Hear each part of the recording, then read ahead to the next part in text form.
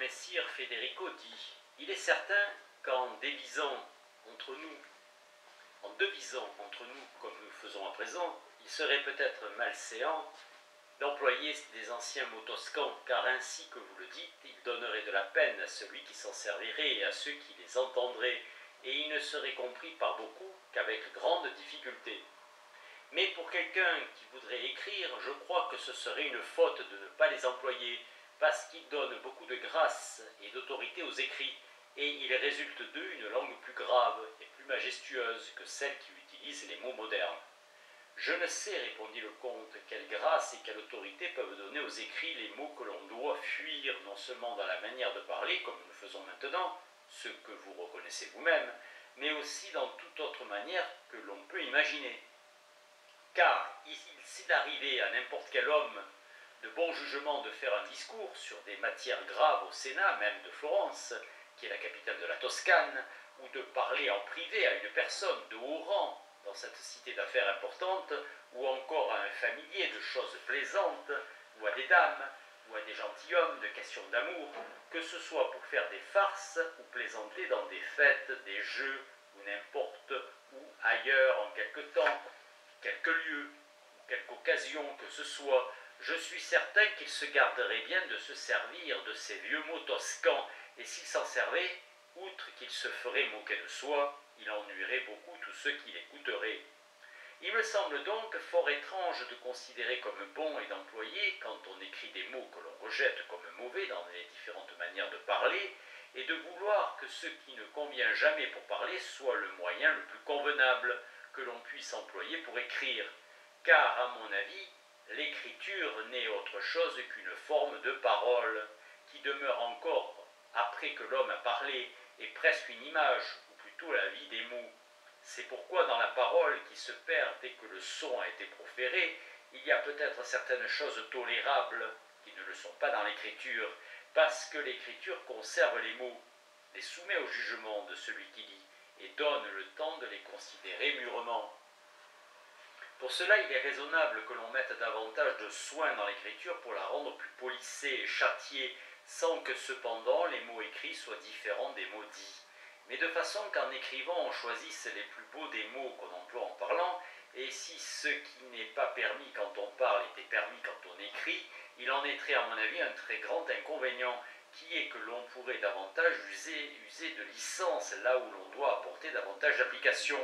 et la peine que l'on prend à écrire au lieu d'aider serait nuisible. C'est pourquoi il est certain que ce qui convient quand on écrit convient aussi quand on parle, et que la parole est très belle, qui est semblable aux beaux écrits. J'estime également qu'il est plus nécessaire d'être compris quand on écrit que quand on parle, parce que ceux qui écrivent ne sont pas toujours en présence de ceux qui lisent, alors que ceux qui parlent sont en présence de ceux à qui ils parlent. Aussi trouverais-je bon que l'on ne se contente pas d'éviter les vieux mots toscans et que l'on cherche aussi à employer en écrivant et en parlant des mots qui sont aujourd'hui en usage en Toscane et dans d'autres lieux d'Italie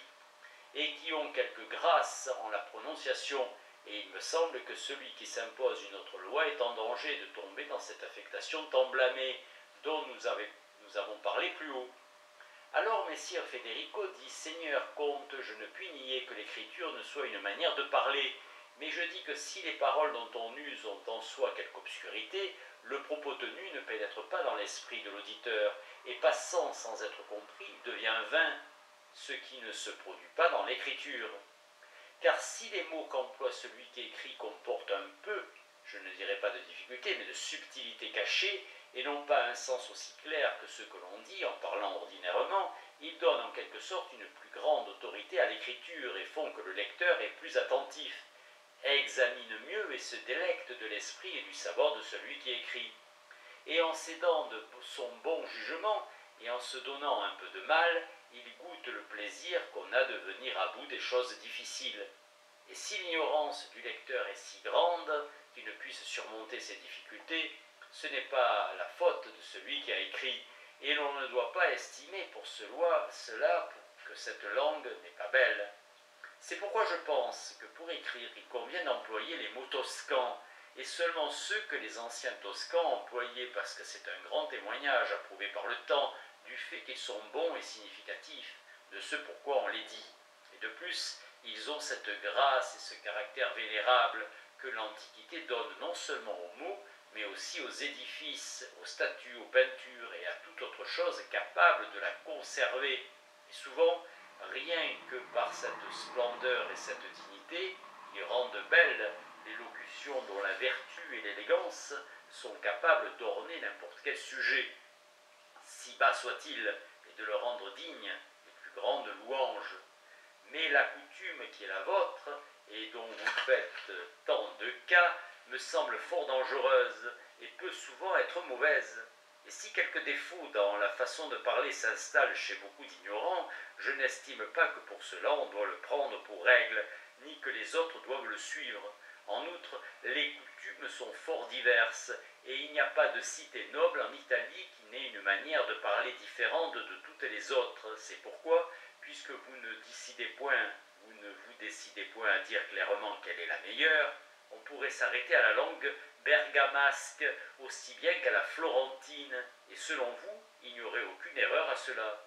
Il me semble donc que si l'on veut éviter le moindre doute et être bien assuré, il est nécessaire qu'on se propose d'imiter un modèle qui, du consentement de tous, soit considéré comme bon, et qu'on l'ait toujours pour guide et pour bouclier contre ceux qui voudraient faire des reproches. Ce modèle, pour la langue vulgaire, je ne crois pas qu'il puisse être autre que Pétrarque et Boccaccio, et celui qui s'éloigne de ces deux-là va à tâtons, comme quelqu'un qui chemine dans les ténèbres sans lumière, et à cause de cela se trompe souvent de chemin. Mais nous sommes si hardis, nous autres, que nous ne daignons pas faire ce que les bons anciens ont fait, à savoir nous appliquer à l'imitation, sans laquelle j'estime qu'on ne peut bien écrire. Il me semble que Virgile nous donne un bel exemple de cela, lui qui, bien que par son esprit et son divin jugement, il ait ôté à toute la postérité l'espoir de pouvoir jamais bien l'imiter, voulut néanmoins imiter Homère. Alors le seigneur Gasparo Pallavicino dit « Ce débat touchant l'écriture est certainement bien digne d'être écouté. Toutefois, il serait mieux à propos pour nous de nous enseigner de quelle manière doit parler notre courtisan, parce qu'il me semble en avoir davantage besoin et qu'il lui arrive plus souvent de se servir de la parole que de l'écriture. » Bien au contraire, répondit le magnifique, un courtisan aussi excellent et aussi parfait doit sans aucun doute nécessairement savoir se servir de l'une et de l'autre. Et sans ces deux qualités, toutes les autres peut-être ne vaudraient pas grand-chose. Si donc le comte veut remplir son devoir, il enseignera aux courtisans non seulement à parler, mais aussi à bien écrire. Seigneur magnifique, dit alors le comte, je me garderai bien d'accepter cette tâche, parce que ce me serait une grande folie que de vouloir enseigner aux autres ce que je ne sais pas moi-même, et quand bien même je le saurais, ce ne serait pas une moindre folie que de penser pouvoir faire en si peu de mots ceux qu'avec tant d'études et d'efforts ont à peine réussi à faire de grands savants, aux écrits desquels je renverrais notre courtisan si j'étais obligé de lui enseigner à écrire et à parler. À ce moment, messire César dit « Le Seigneur magnifique pense au langage et à l'écriture vulgaire, et non pas au latin. Aussi ces écrits des savants ne concernent-ils pas notre propos, mais il faut que touchant cela, vous disiez ce que vous en savez, car nous vous tiendrons quitte du reste. » Je l'ai déjà dit, répondit le comte, mais il s'agit de la langue toscane, peut-être serait-ce au Seigneur magnifique plutôt qu'à aucun autre de donner son opinion. Je ne puis, dit le magnifique, ni ne dois raisonnablement contredire celui qui dit que la langue toscane est plus belle que les autres, et il est bien vrai que l'on trouve chez Pétrarque et chez Boccaccio beaucoup de mots qui sont désormais abandonnés par l'usage aujourd'hui, et que quant à moi je n'emploierai jamais ni en parlant ni en écrivant, et je crois que non plus, s'ils avaient vécu jusqu'à nous,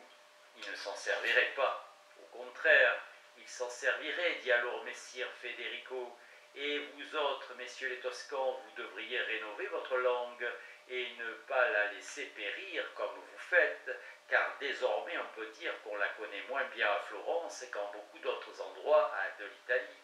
Ces mots, répondit alors messire Bernardo, qui ne sont plus employés à Florence, sont demeurés chez les paysans et sont refusés par les gentilshommes comme corrompus et gâtés par la vieillesse. Alors Madame la Duchesse prit la parole et dit « Ne sortons pas de notre premier propos et faisons que le comte Ludovic enseigne aux courtisans à bien parler et à bien écrire, que ce soit en toscan ou comme l'on voudra. » « Madame, répondit le comte, j'ai déjà dit ce que j'en sais, et je soutiens que les mêmes règles qui servent à enseigner l'un servent aussi à enseigner l'autre. Mais puisque vous me l'ordonnez, je dirai ce qui me vient à l'esprit pour répondre à Messire Federico, qui est d'un autre avis que moi. Et peut-être me sera-t-il nécessaire de m'étendre un peu plus qu'il ne conviendrait, mais ce sera tout ce que je peux en dire. Premièrement, je dirais que selon mon jugement, notre langue que nous appelons vulgaire est notre tendre et nouvelle, bien qu'elle soit en usage depuis beaucoup de temps, car du fait que l'Italie a été non seulement maltraitée et pillée, mais longtemps habitée par les barbares, la langue latine s'est corrompue et abâtardie par le commerce de ces nations, et de cette corruption sont nées d'autres langues. Ces dernières, comme les fleuves qui du sommet de l'Apennin se séparent et coulent vers deux mers, se sont pareillement divisées de manière que certaines teintes de latinité sont parvenues par divers chemins dans différents endroits, et l'une d'entre elles, teinte de barbarie, est demeurée en Italie. Celle-là donc est restée chez nous longtemps confuse et disparate, parce qu'il ne s'est trouvé personne qui s'en soit soucié, qui ait écrit en l'utilisant, ou qui ait cherché à lui donner du lustre ou de la grâce. Néanmoins, elle a été un peu mieux cultivée en Toscane que dans le reste de l'Italie. Et pour cette raison, il semble que la fine fleur de cette langue est demeurée là depuis ses premiers temps, parce que cette nation a conservé mieux que les autres des accents raffinés dans la prononciation et une régularité grammaticale là où cela convient. Elle a eu trois nobles écrivains qui ont exprimé leurs idées avec esprit et en se servant des mots et des termes en usage de leur temps, ce qu'à mon avis Pétrarque a réussi plus heureusement que les autres pour les choses amoureuses. Depuis, on a vu apparaître de temps en temps, non seulement en Toscane mais dans toute l'Italie, parmi les hommes nobles ayant fréquenté les cours et pratiqué les armes et les lettres, quelques soucis de parler et d'écrire plus élégamment qu'on ne faisait en ce premier âge grossier et sauvage, lorsque l'embrasement des calamités provoquées par les barbares n'était pas encore apaisé, et de nombreux mots ont été abandonnés, tant dans la propre ville de Florence et dans toute la Toscane que dans le reste de l'Italie. À leur place, on en a pris d'autres, et il s'est fait en cela la mutation qui se fait dans toutes les choses humaines. La même chose s'est toujours produite dans les autres langues. En effet, si les premiers écrits latins anciens avaient duré jusqu'à aujourd'hui, nous verrions qu'Évandre, Turnus et les autres latins de ce temps-là parlaient autrement que ne firent ensuite les derniers rois romains et les premiers consuls. Vous voyez que les vers que chantaient les Saliens étaient à peine compris de la postérité, mais parce qu'ils avaient été ainsi composés par les premiers législateurs, on ne les changeait point par respect de la religion. Ainsi, successivement, les orateurs et les poètes abandonnèrent de nombreux termes dont leurs prédécesseurs s'étaient servis, de manière qu'Antonius Crassus, Hortensius, Cicéron aient évité le plus possible d'employer ceux de Caton, et Virgile, ceux d'Ennius, et les autres faisaient de même. Car, bien qu'ils eussent de la révérence pour l'ancienneté, toutefois ils ne l'estimaient pas tant qu'il voulût savoir à son égard cette obligation que vous voulez que nous lui ayons maintenant. Ils la blâmaient au contraire, ou bon leur semblait, comme Horace qui dit que ses ancêtres avaient sottement loué Plaute, et qui veut qu'il soit permis d'acquérir de nouveaux mots. Cicéron, en de nombreux endroits, fait des reproches à beaucoup de ses prédécesseurs, et pour blâmer Servius Galba, il affirme que ses discours tenaient de l'antique. Il dit aussi qu'Ennius lui-même méprisait en certaines choses ses prédécesseurs, si bien que si nous voulons imiter les anciens, nous ne les imiterons pas. Et Virgile, dont vous dites qu'il a imité Homère, ne l'imite pas dans la langue. Quant à moi, je voudrais autant qu'il m'est possible me garder toujours d'employer des mots anciens, excepté en certains endroits, et là encore peu souvent, car il me semble que celui qui s'en sert autrement ne commet pas une faute moindre que celui qui voudrait, pour imiter les anciens, se nourrir encore de glands, alors qu'il y a maintenant du blé en abondance. Et puisque vous dites que les mots anciens, par la seule splendeur de leur ancienneté, ornent tellement chaque sujet, aussi bas soit-il, qu'ils peuvent le rendre digne des plus grands éloges, je dirais moi que je n'attache pas de l'importance aux mots anciens, et même aux mots qui sont bons en eux-mêmes, au point d'estimer qu'il est possible de les apprécier raisonnablement sans le suc des belles pensées, car séparer les pensées des mots est séparer l'âme du corps, ce qui ne peut se faire ni chez l'une ni chez l'autre sans qu'il soit détruit. J'estime donc que la chose qui importe le plus et qui est la plus nécessaire aux courtisans pour parler et écrire bien est le savoir, car celui qui ne sait rien et n'a rien dans l'esprit qui mérite d'être compris ne peut rien dire ni écrire. Ensuite, il faut disposer en bon ordre ce que l'on a à dire ou à écrire, puis bien l'exprimer avec des mots qui, si je ne me trompe, doivent être propres, choisis, élégants et bien composés, mais surtout employés aussi par le peuple, car ces mêmes mots font la grandeur et la pompe du discours. Si celui qui parle est pourvu d'un bon jugement et d'attention, s'il sait choisir ce qui exprime le mieux ce qu'il veut dire, les ennoblir, et en les modelant, comme la cire à son gré, les placer à de tels endroits et dans tel ordre qu'à première vue, ils montrent et fassent connaître leur dignité et leur splendeur, comme des tableaux de peinture placés dans leur bonne et naturelle lumière. Et ce que je dis vaut autant de l'écriture que de la parole, quoique pour cette dernière soient requises certaines choses qui ne sont pas nécessaires à l'écriture, comme la voix bonne, pas trop aiguë ou trop douce, comme celle d'une femme, ni si âpre et rude qu'elle tienne du rustique, mais sonore, claire, agréable et bien composée, avec la prononciation aisée et les manières et les gestes qui conviennent. Ces gestes, à mon avis, consistent en de certains mouvements de tout le corps, non affectés ni violents, mais modérés, avec un visage plaisant et une mobilité des yeux qui donnent de la grâce et s'accordent avec les paroles, et qui signifient aussi, le plus qu'il est possible par les gestes, l'intention et les sentiments de celui qui parle. Mais toutes ces choses seraient vaines et auraient peu d'importance si les pensées exprimées par les paroles n'étaient pas belles, ingénieuses, subtiles, élégantes et graves, selon la nécessité. Je crains, dit alors le seigneur Morello, que si ce courtisan parle avec autant d'élégance et de gravité, il ne se trouve parmi nous certains qui ne le comprennent pas. Mais au contraire, il sera compris par tous, répondit le comte, parce que la facilité n'empêche pas l'élégance, et je ne veux pas qu'il parle beaucoup de façon grave, et qu'il traite aussi de choses plaisantes, de jeux de bons mots et de plaisanteries, selon le moment, tout cela cependant de manière sensée, avec promptitude et abondance, mais sans confusion et sans faire montre en aucun endroit de vanité ou de sottise puérile. Et quand ensuite il parlera de choses obscures ou difficiles, je veux qu'avec des mots et des pensées bien distincts, il explique subtilement son intention et qu'il rende claire et simple toute ambiguïté avec précision et sans être ennuyeux. De la même façon qu'il sache parler avec dignité et véhémence quand ce sera nécessaire et exciter les affections qui sont en nos cœurs, les échauffer ou les émouvoir selon qu'il en sera besoin, parfois avec cette simplicité et cette innocence qui fait que la nature même semble parler, qui les attendrisse et en quelque sorte les enivre de douceur, avec tant de facilité que celui qui écoute estime qu'il pourrait lui aussi, avec très peu de peine, parvenir à ce degré, mais qu'il s'en trouve bien éloigné quand il en fait l'essai. Je voudrais que notre courtisan parlât et écrivît de cette manière, et non seulement qu'il prît les termes beaux et élégants de toutes les parties de l'Italie,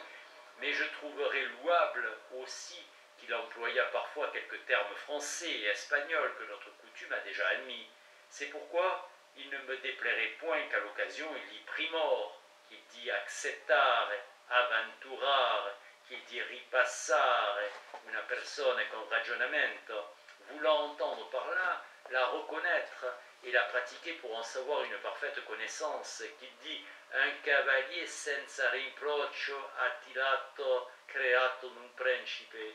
et autres termes de ce genre pourvu qu'il pensât être compris. Parfois, je voudrais qu'il prît certains termes dans une autre signification que celle qui leur est propre, et en les transportant à propos, qu'il les greffa, pour ainsi dire, comme un rameau d'arbre sur un tronc plus heureux, pour les rendre plus agréables et plus beaux. et pour rapprocher en quelque sorte les choses des yeux plus heureux, et comme on dit, les faire toucher du doigt pour le plus grand plaisir de celui qui écoute ou qui lit. Et je ne voudrais point qu'il craignît d'en former aussi de nouveau avec de nouvelles figures de langage, en les tirant de belle façon des latins, comme jadis les latins les tiraient des grecs.